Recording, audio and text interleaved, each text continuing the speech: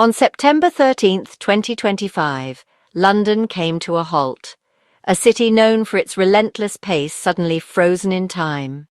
The Unite the Kingdom march swept through the heart of the city, drawing people from every corner of the country. Tens of thousands, led by Tommy Robinson, filled the streets in one of the UK's largest right-wing protests in decades, their voices echoing through the historic avenues. The planned route through Whitehall was quickly overwhelmed by the sheer size of the crowd, over 110,000 according to police estimates, with more joining every hour. Central London was gridlocked, its usual rhythm replaced by a sea of chants and banners demanding urgent action on migration and border control. This wasn't an isolated event, it was the dramatic climax of a summer marked by smaller protests outside hotels housing asylum seekers in towns and cities across the country. The London March united these scattered frustrations, transforming them into a single, powerful demonstration that captured the nation's attention. Many marchers felt ignored by the government and media, believing their concerns about migration, national identity, and community safety were dismissed or silenced. Nearby, a counter-protest of about 5,000 gathered under the Stand Up to Racism banner, offering a message of unity, welcome, and solidarity with migrants and refugees.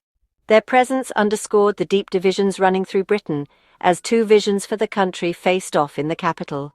The two groups, separated by only a few streets and a heavy police presence, represented starkly opposing hopes and fears for the country's future. The day exposed the raw, conflicting emotions over who belongs in Britain, what it means to be British, and what the nation should become in the years ahead. London stood still, not just in traffic, but in a moment of national reckoning, a city holding its breath as the country's future was debated in the streets. The city became a stage for a country at a crossroads, its landmarks bearing witness to a day that will be remembered for years to come. What drove 110,000 people to march? The message was clear: end what they see as uncontrolled immigration.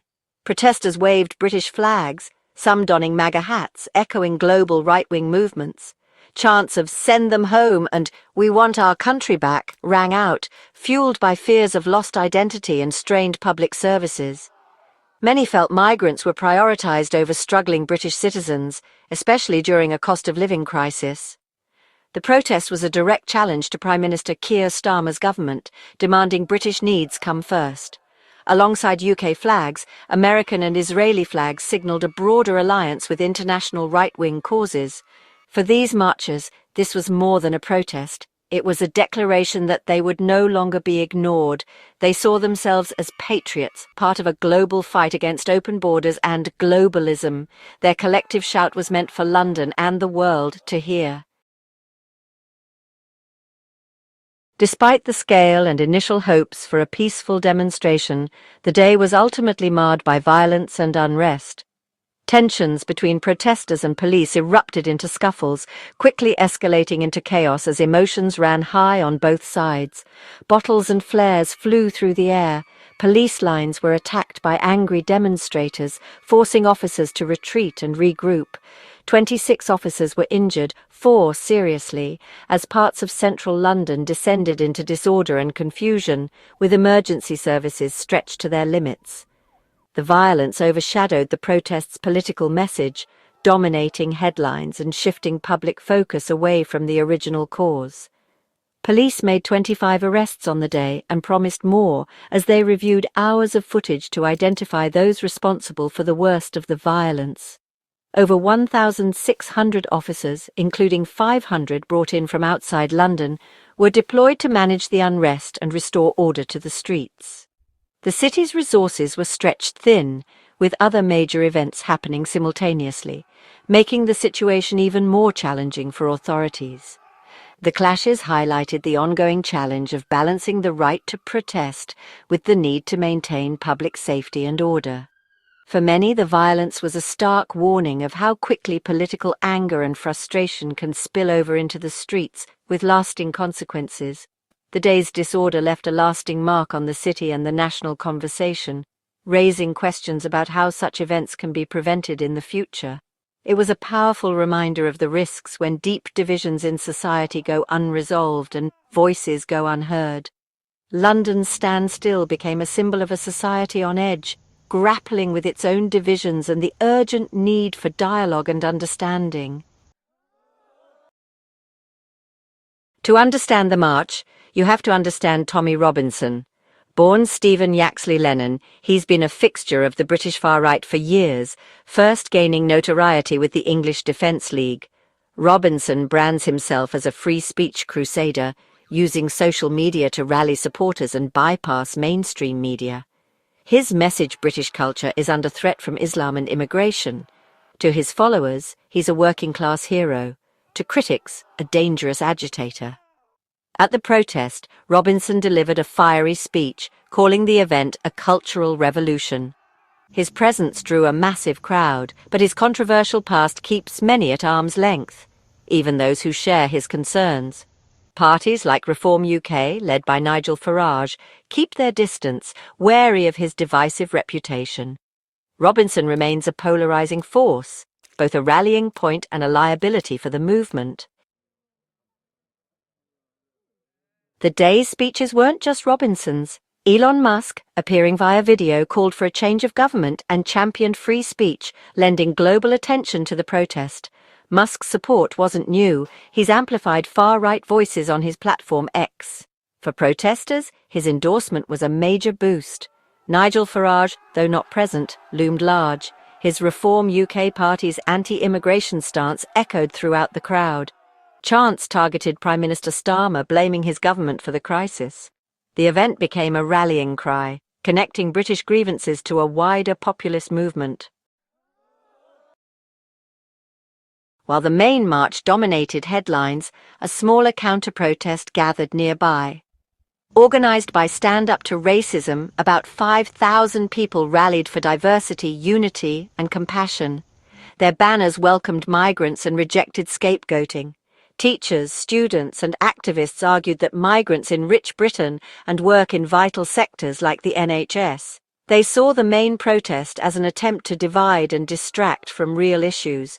Outnumbered but resolute, they insisted on a vision of Britain that is open and inclusive. The day became a battle of narratives, two Britons face to face.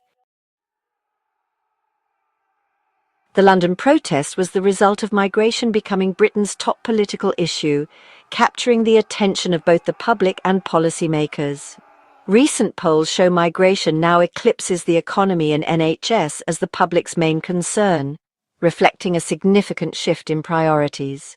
The surge in small boat arrivals, over 28,000 in 2025, has made the issue feel urgent and visible, with daily news coverage amplifying the situation.